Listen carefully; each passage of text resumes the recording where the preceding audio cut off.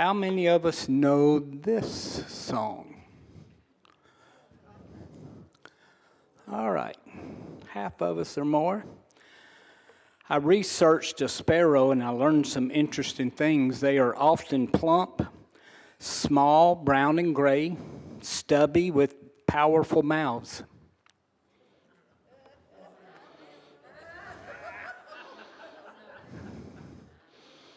Can we change a few of y'all's name to Sparrow? Does look quite familiar. They don't make nests. They are in grasslands and deserts, and they are very social birds. This young lady only wrote one song, and this is the one she wrote.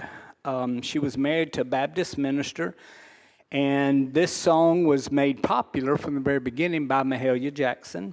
It's been recorded by Ethel Waters, Whitney Houston, George Beverly Shea, Dottie West, Andy Griffith, Selah, and Gladys Knight actually sang it at Michael Jackson's funeral. So it is a popular hymn, not only among churches, but in the world. So Matthew 10:29 through 31 and Luke 12:7 says basically the same thing. Are not two sparrows sold for a penny? Yet not one of them will fall to the ground outside your Father's care. And even the very hairs on your heads are numbered. So don't be afraid. You are worth much more than the sparrows. Now, if he's counting hairs on our head, some of us, we give him a break, and give him some time to count some of y'all that's got more than some of us, I like to think it's because we look good enough without it, and that some of y'all that still have it, it's because y'all need to cover up as much as you can cover up, She was visiting a bedridden friend, the author. Although discouraged and sick, her friend remembered that God, her heavenly Father, was watching over each little sparrow and would certainly watch over her. She jotted down that line, and by the end of the day, she had completed this song. Sparrows are usually sold today anywhere from $15 to $20 a piece. And with inflation, that's probably close to 2 pennies, what it was back then. All right, somebody come pull a piece from this jingle board. Somebody just walk up here and take a piece out of it. All right, the object is to not let it tumble. So you're needing to take one out and save the rest. I get it. You go, buddy. We believe in you. No. You got to take it out from the middle of it, not on top of it. Nice try. Nice try. Somewhere in the middle of it, you're going to take one out and keep the rest of them. There you go. Look at there. You're going to knock them all down the very first time, huh, Bubba? No. Okay. There you go. In a long time. There you go. You got it. You got it. All right. Thank you. You can just set it right there. No, you done. You done. You took one. All right, somebody else come get another one.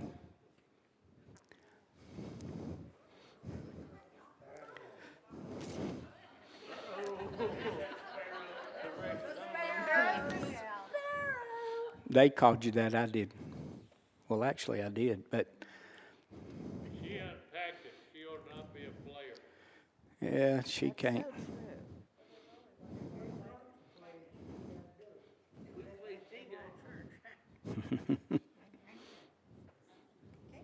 Oh, you can't put it together? Thank you. All right.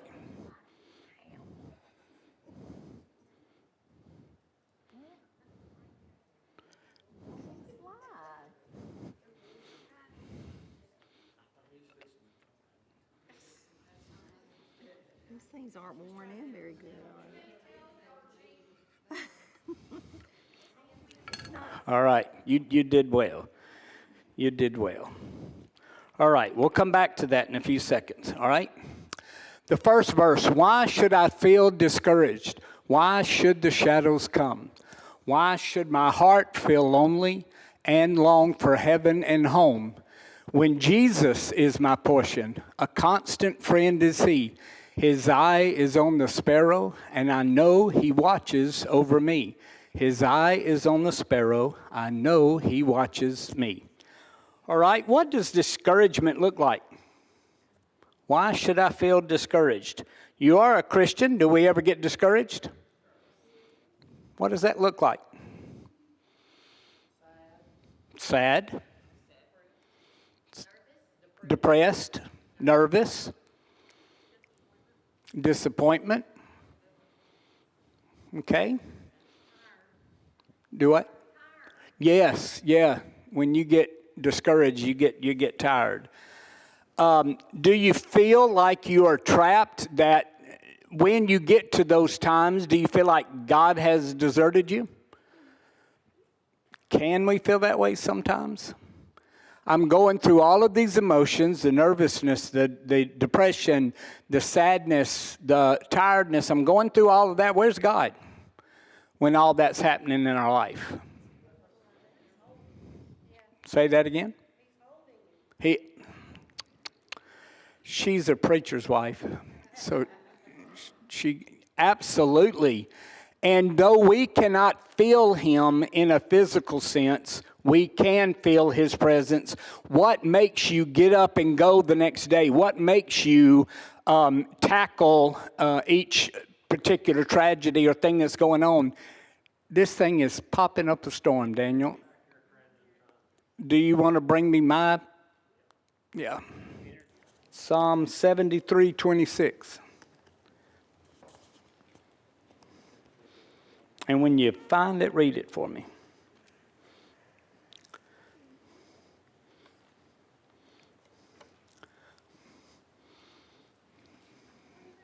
Psalm 73:26. My flesh and my heart faileth, but God is the strength of my heart and my portion forever. All right.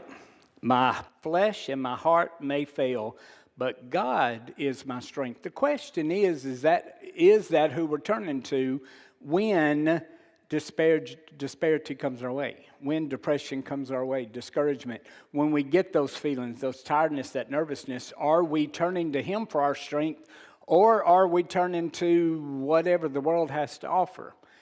And say, that's going to be the thing that is going to encourage me and sustain me, is I'll go to this when the whole time we ought to be going to God, who is holding us in his arms and sustaining us. What is a portion? When Jesus is my portion, we don't speak in that kind of language today, so what does that mean? Oh, an allotted amount, all right? The sustainer, he is the one that is sufficient. He is all that we need to go through this world today, our daily life today. He's everything that we need, the complete package, and he has all of it in his hands.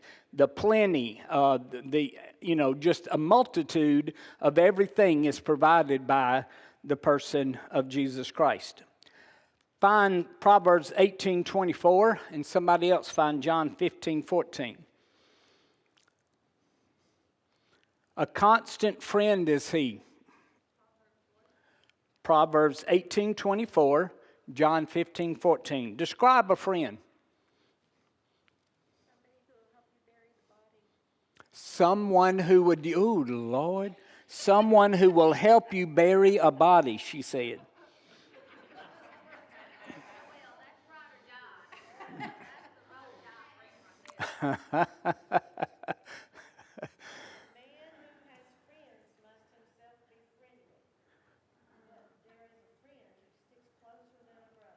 Okay, all right.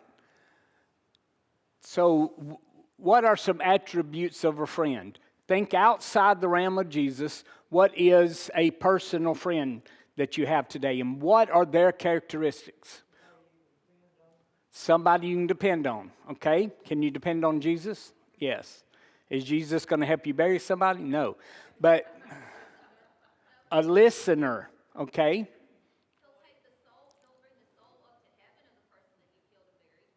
Okay, but I'm talking about a natural friend, a physical friend. Yeah, describe that person to you. Think about who is your friend and tell me about them. Say that again, Felicia. They'll bring you a bottle of water when you're in the hospital? If I'm in the hospital, bring me anything but Whataburger. Ugh, can't do it. Wayne?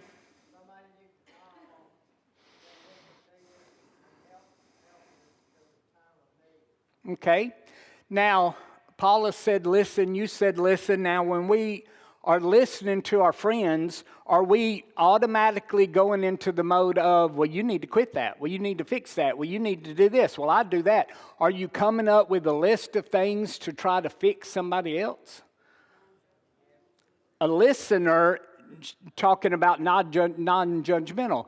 A listener, are you simply listening and giving them the opportunity to let go of everything, that is going on in their life?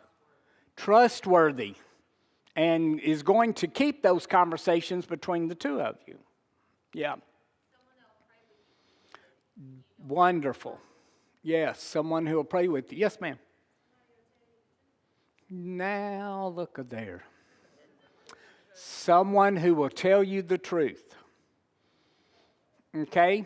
Now, men, when your wife or your girlfriend asks you if that dress is too tight, you do not give the truth. Okay? You simply say it looks wonderful. You don't have to say it looks wonderful on you.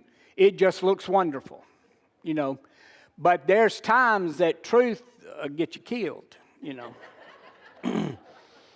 If you say, do I look fat? How do you answer that question? Larry just got walking all the way to East Bucket. What does somebody else say? You plead the fifth. Yep.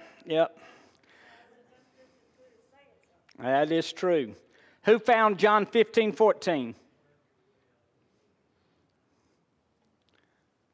Who found that? John 15:14. You are my friends if you do whatever I command you. Okay, now, there are many friends in this room that I consider to be very close personal friends of mine. And the likelihood that I'm going to do whatever they tell me to do is true. But there may come a time that Matt and Alta say, Waylon, I want you to jump off the Louisville Bridge. Sorry, you're very good friends, but I ain't going to do that, But here, you are my friends if you do what, this is Jesus talking. If we do what he commands of us, that's the kind of friendship that he knows that we have, that kind of relationship with him that he intends for us, that he wants us to have when we are a friend. Some of mine would, Yeah. But true. A true friend wouldn't. But a true friend's going to tell you the truth. They're not going to write you off, okay? And I know all of us have that friend that you may not see every day. You may not see every week. I have one that I haven't seen in probably 40 years. We're on Facebook together, but that's the only time we communicate with things that are going on in my life and in his life. But that was a very dear friend of mine in my teenage and elementary years. And if he were to call today and needed something, just wanted to talk, whatever it was, I would be there, even though that distance has gone on for those many years. Do y'all have those kind of friends still that you have connections with, even though you don't see each other very often? All right, somebody else come get a piece. My new boss is going to fire me if we don't get out of here by 7, so somebody. All right, Dawn, you can come right after Miss Ruth.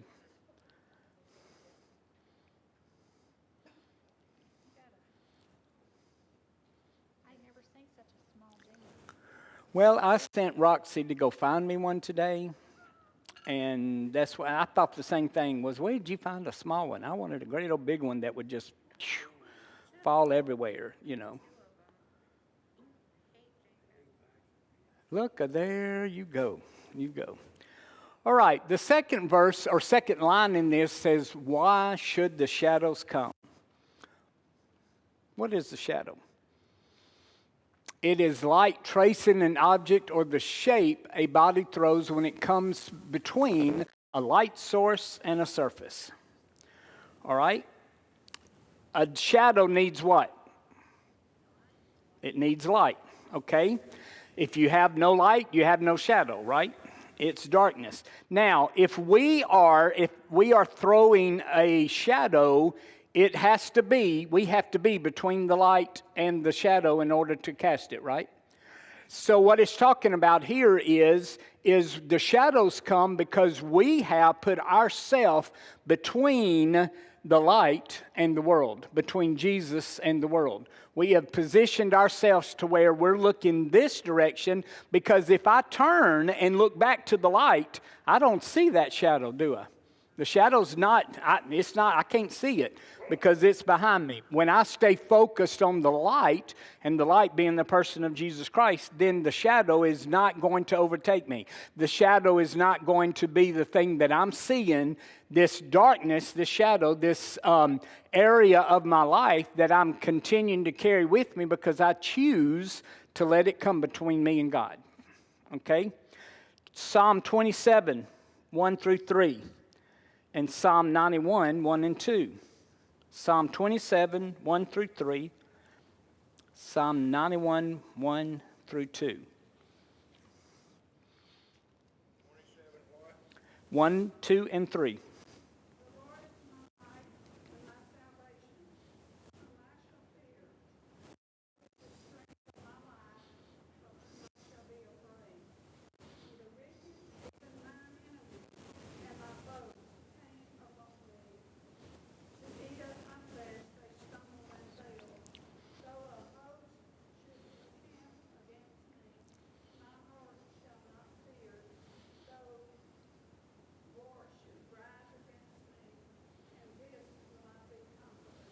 Psalm 91, 1 and 2.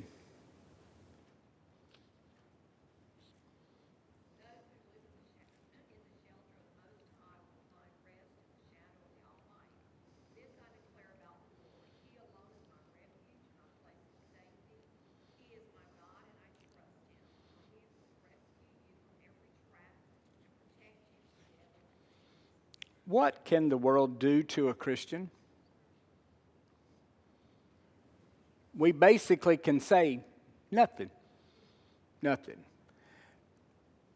Only, of course, what God allows. Same way with Job, and the things may happen, but they cannot destroy you, nor can they keep you from being his child, nor can they keep you out of what he has promised you and I, which is eternity with him, right? Nothing can the world do to a true Christian that's going to change that, all right? So we might as well say, world, do what you're going to do. It doesn't mean that we shouldn't fight. It doesn't mean that we shouldn't have conversations, that we certainly should not try to be bringing other people into a right relationship with Christ. But we really shouldn't focus that much on what the world is throwing at us. And you're starting to see, and I was reading it today, that the worldview is changing. There is so much evil and so much ridiculousness that's being thrown at us today that the world as a whole has gotten to the point now, what they used to be in favor of, now they're going back again and going, this has just gone way too far. And now the things of God are becoming more real and more desired than they used to be. Y'all, in the last 20 years, there's been a desire to run away from the things of God. And now we see more people that are running toward God. It's not over. We still have a lot to do and a lot to overcome as long as God has us here on this earth. All right? Does God really watch after and take care of us? In ways we don't even have a clue, do we? Genesis 28:15, I am with you and will watch over you, and wherever you go, I will bring you back to this land. I will not leave you until I have done what I have promised you. Does that encourage you? The eyes of the Lord are everywhere, keeping watch on the wicked and the good. So that your giving may be secret, then your Father who sees what is done in secret will reward you. Everything that we do, God sees and knows about. Okay? Now, the thing is when we do good, are we doing good so that somebody else on the side of earth sees it? Or are we doing it so that God gets the glory for it? And whatever the Lord puts on your heart, He may tell you to go give Brother Waylon $100. And if that's what He's telling you, we'll give God all the glory for it, you know. But we should not have the attitude of, here, Waylon, I'm going to give you $100. We ought to be doing things that brings attention to the kingdom and not attention to ourselves. And, you know, and I know because I'm the one that keeps up with the finances, there is a multitude of people in this church that pour into the needs of other people that you never know about. And as long as I'm running that, you never will. Because that's the desire of their heart, okay? Wonderful. And you think about the things that God has done. A church that this size has built a church, a school, and a hospital, a clinic, and a house in Zambia. Y'all, this don't happen to churches big as First West that can do things of that magnitude. And we didn't do any of it. God did it. He just used us. And you sit back and go, why Ouachita Baptist? You could have picked any other church in the world, but you chose us. And Lord, have we been blessed by what God has allowed us to do. The Lord will watch over your coming and going both now and forever. Do we really grasp that? We know that our steps are ordered of Him, but do we ask Him about those steps? Do we realize that when we take steps that are not ordered by Him, that God still knows you went that path? He still knows that we're not on the road He intended us to be. Do we recognize that? And do we realize that He is doing that? John 14, 1 through 4.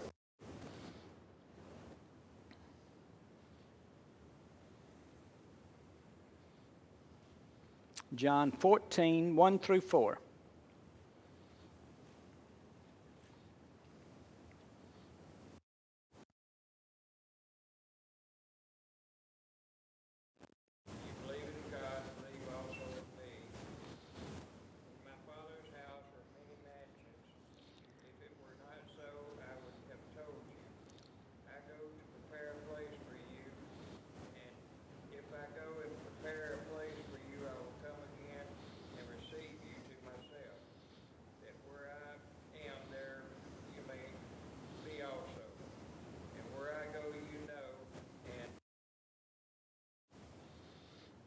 Okay, the end of the first verse said, why should my heart feel lonely and long for heaven and home? Do you long for your eternal home? Do you believe this passage that when He said He's going to prepare a place for you, that He really is? Why has He not come yet? He's still preparing, isn't He?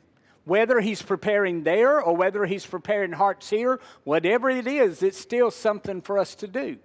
I preached a message one time that I thought was going to get me kicked out of not only the church but the association because I entitled it, I Know When He's Coming Back.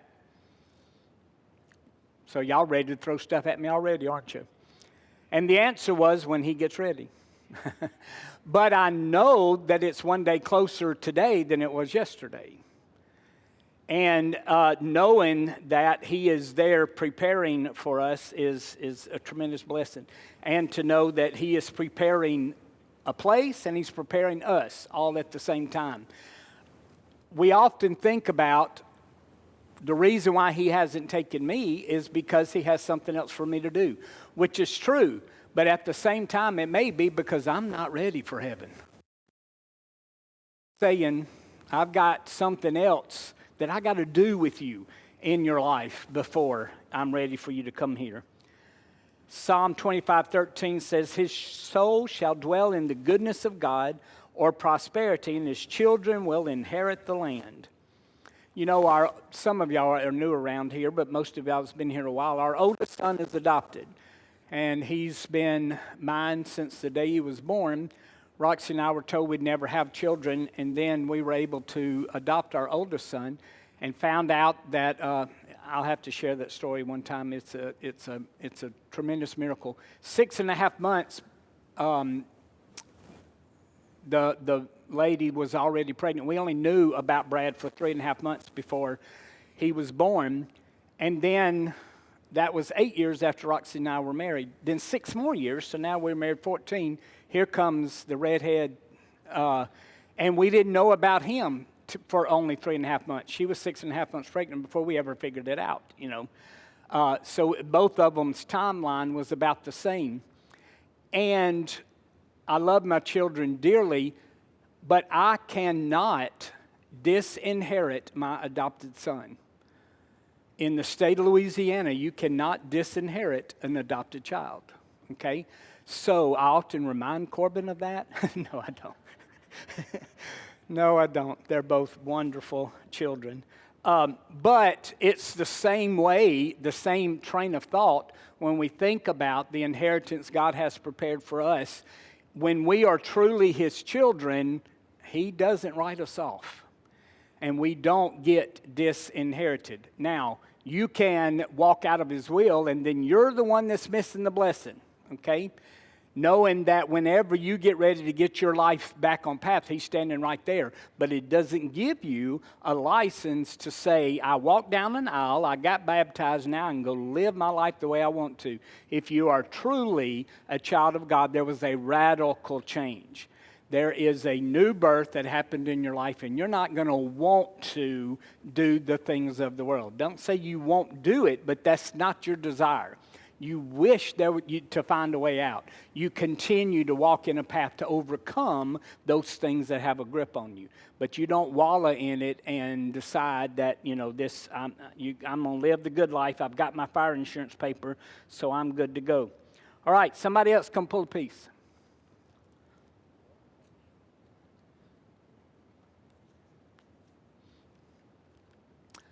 Verse 2 says, let not your heart be troubled, his tender word I hear, and resting on his goodness I lose my doubts and fears. Though by the path he leadeth, but one step I may see, his eye is on the sparrow, and I know he watches me.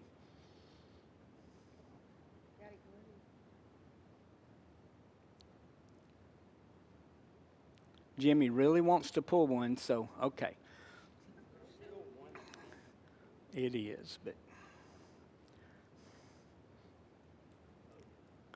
look there. Mm-hmm.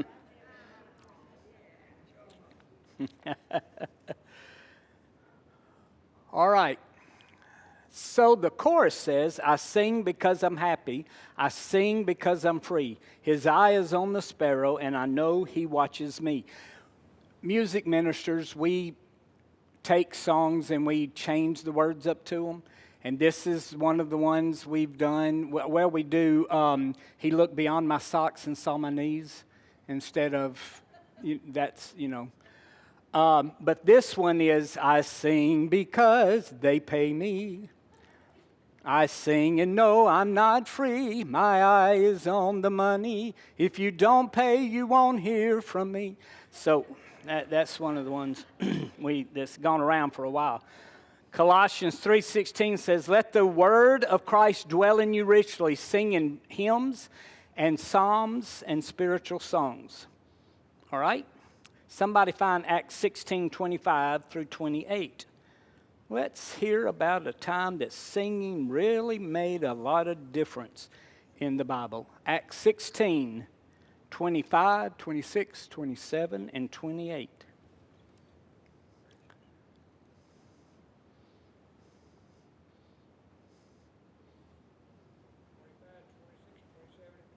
Yes. 16. Yes.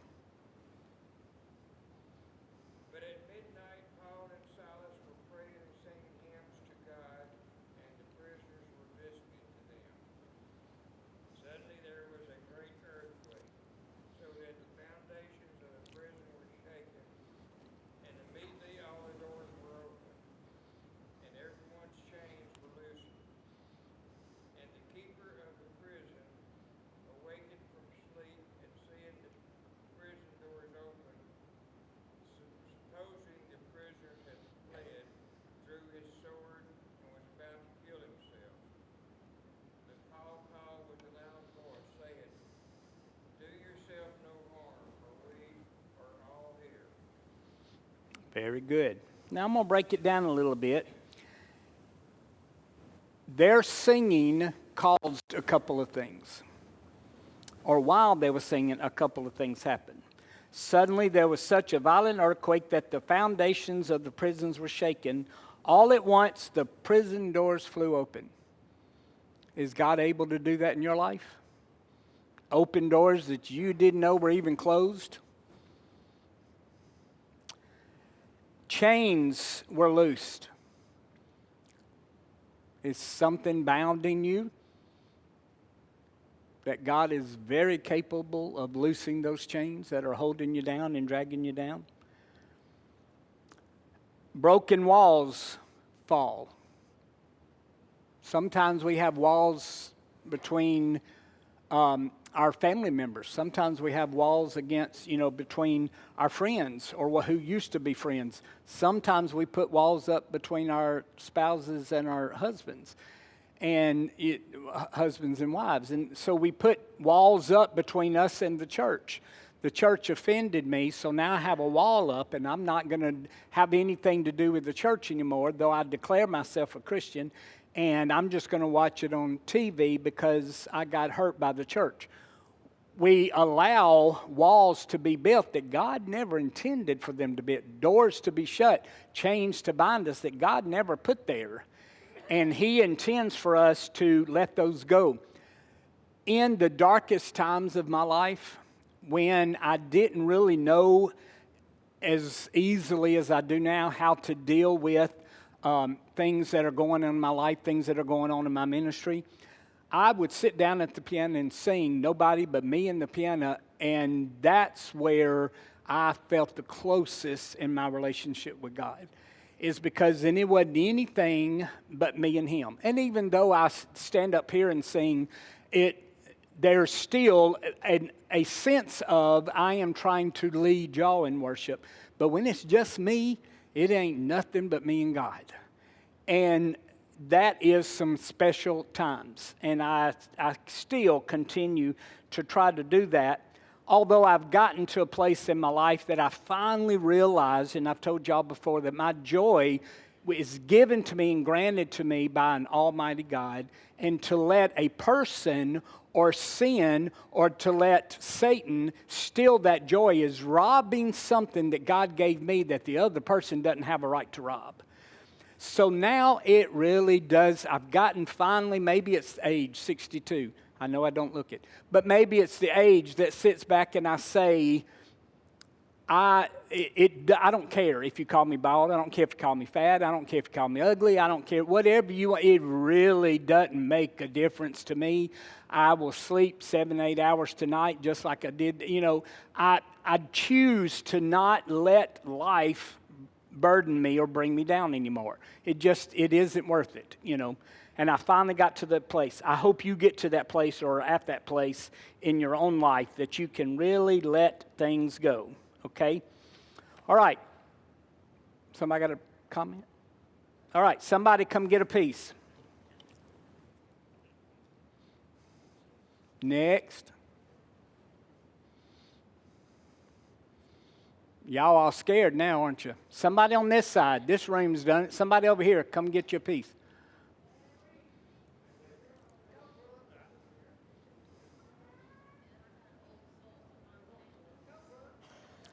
Thank you.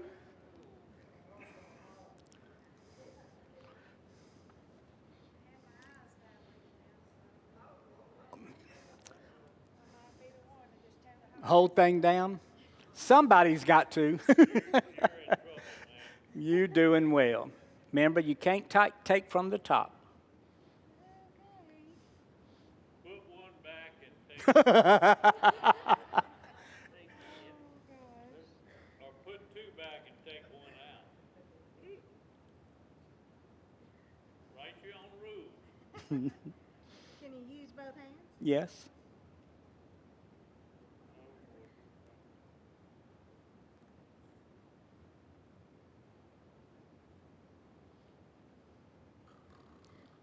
Yeah, don't do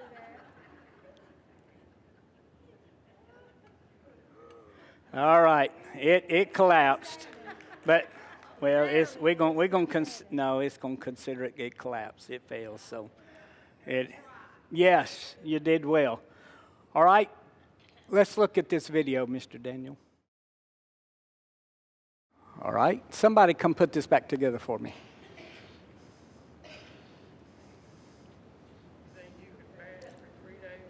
Do I think I could fast for 3 days? Yes, sir. Since where I am in my physical body now, yeah.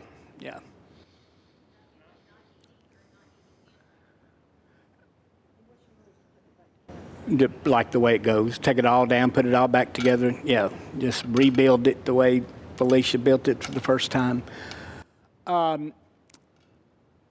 whole nother lesson on what fasting is from a biblical standpoint. Fasting is giving up something to where you spend that time concentrating in prayer and seeking what God has. But in this case, they're talking about food. You could not do very well without water, but it's limiting those sources. But certainly food would be one that you didn't. So you did well, all right? And from the video that we saw, God's constantly putting us back together. When we fall, when pieces come away from us, when things happen in our life, and then we finally fall apart, God is constantly putting us back together because He cares for you much more than He cares for anything else that He has created, okay? You think about that. He made the light, He made plants, He made animals, He made fish, all of the things that He made, but you are His precious possession. Okay, you are the one that He cares the most about. Why? Because you're the only one that has a soul. Okay? All right, so Matthew 6:26 says, "Look at the birds of the air. They neither sow nor reap nor gather into barns, and yet your heavenly Father feeds them. Are you not of more value than they are?"